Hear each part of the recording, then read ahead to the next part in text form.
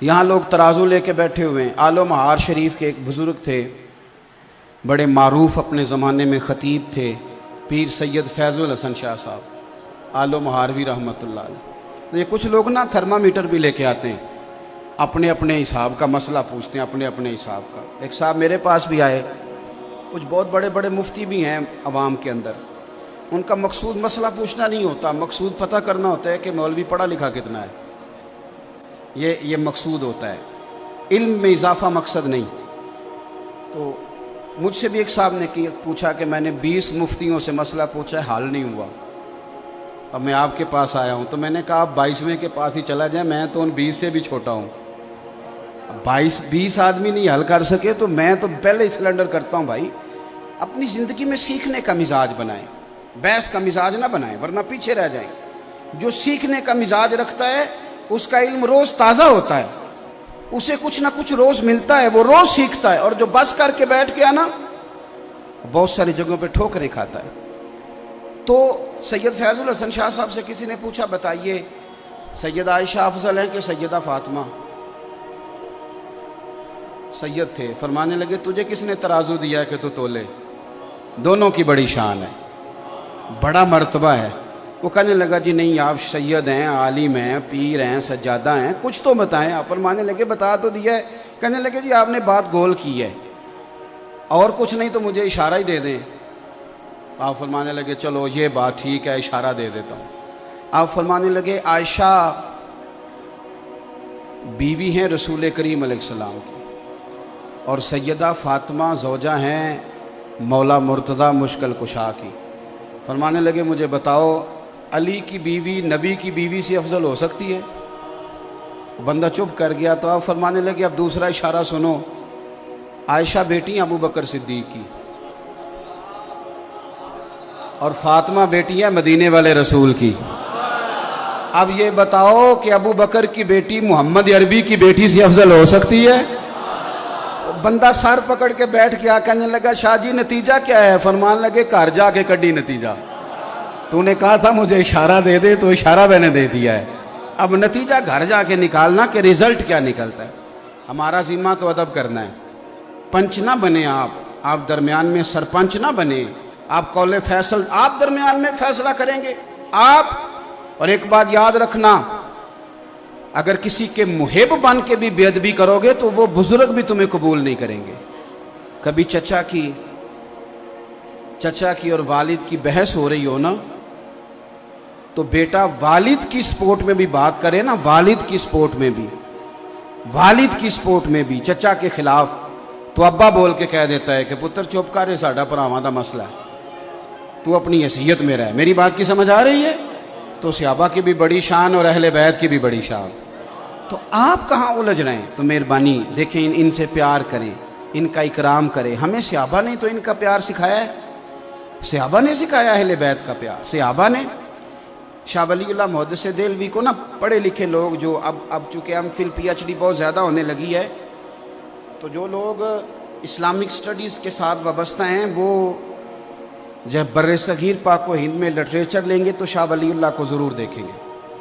ازالۃ الخفاء میں ایک بڑی خوبصورت روایت لائے ہیں.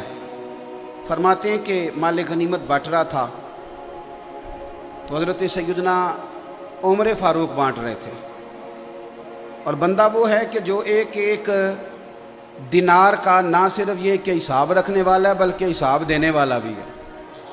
بانٹ رہے تھے تو بانٹتے نا آپ نے ہر صحابی کو 500 دینار دیے ہر ایک کو. اور بٹ کس طرح رہا تھا کہ جو بدری ہیں نا ان کو 500 دینار دیے جائیں گے. بدر کے لوگوں کی بڑی شان ہے. حضور نے فرمایا اللہ ان سے راضی ہو گیا. سب کو 500 ملے. آپ کے اپنے بیٹے عبداللہ ابن عمر بھی آئے تھے، ان کو بھی 500 دی. اور جناب عبداللہ ابن عمر کی یہ شان ہے کہ نبی پاک نے فرمایا راجل صالح، فرمایا یہ جو عبداللہ بن عمر ہے یہ نیک آدمی ہے. حضرت عبداللہ ابن عمر کو بھی 500 دیا. امام حسن اور حسین آ گئے، حسنین کریمین. رسول کریم صلی اللہ تعالی علیہ وسلم کے دونوں شہزادے آئے تو جناب عمر فاروق نے پہلے تو وہ قطار توڑی نا جس قطار میں سارے لگے ہوئے تھے. فرمایا شہزادوں کو آگے آنے دو. اور پھر باقیوں کو 500 دیا تو حسنین کریمین کو 1000 دیا. کوئی رکابت نہیں، کوئی مسئلہ نہیں، لیکن بچوں کا ویسے ہی دل کرتا ہے کہ ہمارا والد ہم سے زیادہ پیار کرے، یہ مزاج ہوتا ہے۔ آپ دیکھیں نا، بھتیجے سے بندہ جتنا مرضی بھی پیار کر لے، وراثت بیٹے کو ملتی ہے، بھتیجے کو نہیں ملتی۔ حضرت عبداللہ ابن عمر نے گھر جا کے اپنی اماں سے بات کی کہ اماں جی، حسنین کریمین تو اس زمانے میں بچے تھے، مدینہ شریف کی گلیوں میں کھیلتے تھے، میں بدر میں جاتا تھا، احد میں جاتا تھا، خندق میں گیا تھا، ابا جی نے ان کو 1000 دیا اور مجھے 500۔ تو آپ کی اہلیہ کہنے لگی حضرت عمر کی کہ بیٹا چپ کر جا، اگر موڈ اچھا ہوا تو بات کروں گی، ورنہ شیر کے قریب جانے کی کسی کی جرت ہے نہیں۔ حضرت عمر فاروق 2-4 دن کے بعد رات کو موڈ مبارک اچھا تھا تو اہلیہ کہنے لگی ایک چھوٹی سی گزارش کرنی تھی، ناراض نہ ہو تو۔ فرمانے لگے کہو۔ تو کہنے لگی عبداللہ ابن عمر کہہ رہے تھے کہ میں تو حضور کے زمانہ نور میں جہاد کرتا تھا، حسنین کریمین بچے تھے، تو انہیں ڈبل ملتا ہے، مجھے سنگل ملتا ہے، یہ کیا بات ہوئی؟ تو آپ نے فرمایا چل بلا ان کو۔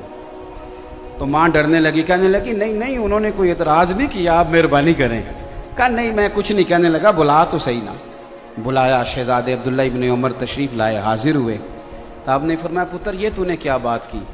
سنو، یہ ایک غیر جانبدار آدمی کی بات عرض کر رہا ہوں۔ وہ لکھتے ہیں کہ جناب فاروق اعظم فرمانے لگے عبداللہ تیرا اور حسنین کا کیا مقابلہ؟ آپ اندازہ فرمائیں، فضیلتوں کی جو لسٹ ہے وہ اپنی جگہ موجود ہے کہ وہ بدر میں بھی گئے، احد میں بھی گئے، حضور نے ان کی تعریفیں بھی فرمائیں، ساری شانیں، اور بہت بڑے عالم تھے عبداللہ ابن عمر، انہیں مفتی مدینہ کہا جاتا تھا، لوگ ان سے استفتاء کرتے تھے، سوالات پوچھتے تھے۔ حضرت سیدنا عمر فاروق فرمانے لگے تیرا اور حسنین کا کیا مقابلہ؟ اور پھر فرمانے لگے بیٹا کیا تیری ماں کا نام بھی فاطمہ زہرا ہے؟ کیا تیری خالاؤں کے نام بھی زینب، ام کلثوم اور رقیہ ہیں؟ کیا تیری نانی کا نام بھی خدیجۃ الکبریٰ ہے؟ پتر بتا کیا تیرے نانا کا نام بھی محمد مصطفیٰ ہے؟ یہ شانیں تیری ہیں؟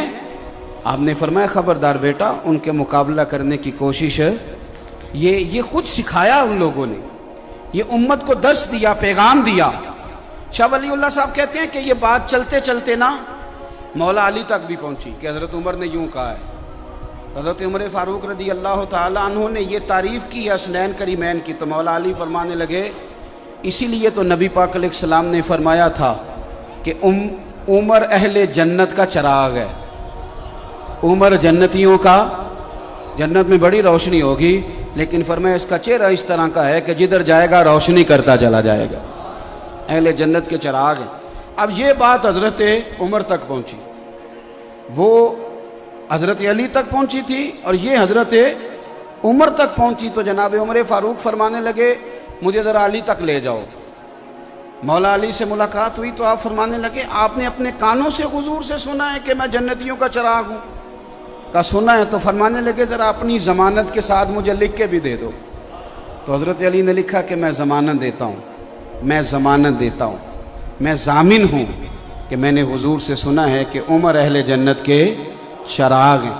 دوستو، ان لوگوں کا ایک دوسرے کی طرف آنا جانا، ان کا پیار، ان کا خلوص، یہ تو پتہ نہیں دور بیٹھ کے دیکھیں نا، انسان کہانیاں بناتا ہی تب ہے جب اس میں غرور ہو یا وہ تھوڑا دور ہو۔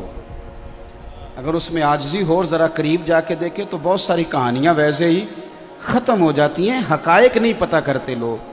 تو ان لوگوں نے ایک دوسرے سے پیار کیا، ایک دوسرے کا اکرام کیا، ایک دوسرے کا احترام کیا۔ حضرت ابو ہریرہ رضی اللہ تعالیٰ عنہ، امام حسین گھوڑے سے نیچے اترے، حضرت ابو ہریرہ شاگردوں میں بیٹھے تھے، تو امام علی مقام رضی اللہ تعالیٰ عنہ کے پیر مبارک کو نا ذرا مٹی لگ گئی، بارش تازی ہوئی تھی۔ اب بڑا مشکل ہوتا ہے اپنے شاگردوں میں اٹھ کے کسی کا استقبال کرنا، بڑا مشکل کام ہوتا ہے، اور پھر کچھ آداب کے بھی تقاضے ہیں۔ کوئی بندہ اگر حدیث پڑھا رہا ہے تو اسے نہیں اٹھنا چاہیے، کوئی اگر قرآن مجید کی ترتیب بیان کر رہا ہے تو نہیں اٹھنا چاہیے، کوئی میں تو سمجھتا ہوں نعت بھی پڑھ رہا ہے تو اسے بھی نہیں اٹھنا چاہیے، اسے بیٹھے رہنا چاہیے۔ لیکن یہاں دیکھیں اسلوب کیا ہے۔ حضرت امام حسین نیچے تشریف لائے تو پیروں کو مٹی لگ گئی۔ حضرت ابو ہریرہ بوڑھے آدمی، سفید داڑھی، امیر المومنین فی الحدیث، اپنی جگہ سے اٹھے، شاگردوں کو چیرتے ہوئے باہر گئے اور اپنے سر سے پگڑی کھولی اور جب امام حسین کے پیر صاف کرنے لگے تو امام حسن نے پیر پیچھے کیا، حضور آپ تو میرے نانا کے پیارے صحابی ہیں۔ حضرت ابو ہریرہ رو پڑے، اصلاں نال جے نیکی کریے اور نسلاں تاک نہیں بھول دے۔ حضرت ابو ہریرہ رو پڑے اور رو کے کہنے لگے، حضور نہ، میں سفید اور کالی داڑھی نہیں دیکھ رہا، بلکہ میں تو آپ کے نانا کے خون کی خوشبو محسوس کر رہا ہوں۔ تو صحابہ، اب ہمارے کرنے کا کام کیا ہے؟ چونکہ وقت تھوڑا رہ گیا، ہم نے کیا کرنا ہے؟ اگر کچھ لوگ بحثوں میں الجھے ہوئے ہیں اور وہ اسی کو دین سمجھتے ہیں تو انہیں الجھا رہنے دیں۔ ہاں، اہل حق میں سے کوئی بندہ اظہار حق کے لیے کوئی دلیل پیش کرے، اس کی مخالفت نہیں، لیکن بلا وجہ چیزوں کو الجھانا اور بلا وجہ الجھانا، اس کا مقصود کوئی نہیں۔ آنے والی نسل کے لیے خرابیاں پیدا ہو رہی ہیں، ان کے ذہنوں میں صرف انتشار رہ گیا ہے، سوائے اس کے کوئی چیز نہیں رہ گئی۔ ہم نے کیا کرنا ہے؟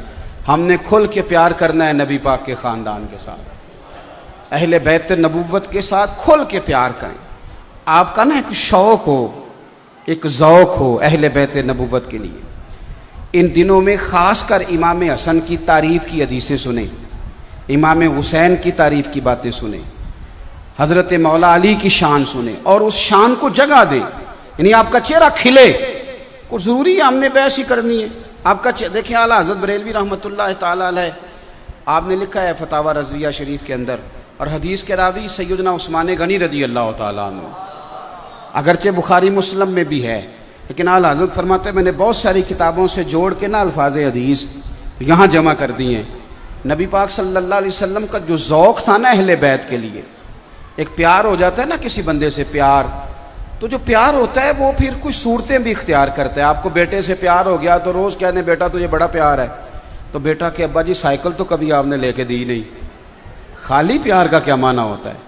اماں جی مجھے آپ سے بڑا پیار ہے، تو اماں کہ بیٹا کپڑے تو لے کے دے مجھے، کہتا نہیں وہ بڑا بھائی لے کے دے گا، تو دوائی لا دے، کہتا نہیں وہ دوسرے والا لے کے دے گا، میرے پاس ٹائم نہیں۔ تو اماں اس پیار کو قبول نہیں کرتی، تو پیار کچھ رنگ اختیار کرتا ہے۔ حضرت عثمان غنی رضی اللہ تعالیٰ عنہ فرماتے ہیں سارا دن ہی نبی پاک کے پاس شہزادے رہتے تھے، سارا دن ہی، پر کبھی کبھی ایز اے اسپیشل حضور فرماتے ہیں میرا حسنین کو ملنے کو دل کر رہا ہے۔ آپ اس ذوق کو سمجھیں، یعنی میرا موقف یہ ہے کہ کبھی کبھی آپ مفتی صاحب سے آ کے کہیں جلسے کے علاوہ بھی، جمعے کے علاوہ بھی، کہ حضرت جی کوئی حدیث تو بیان کریں امام حسن کی شان میں۔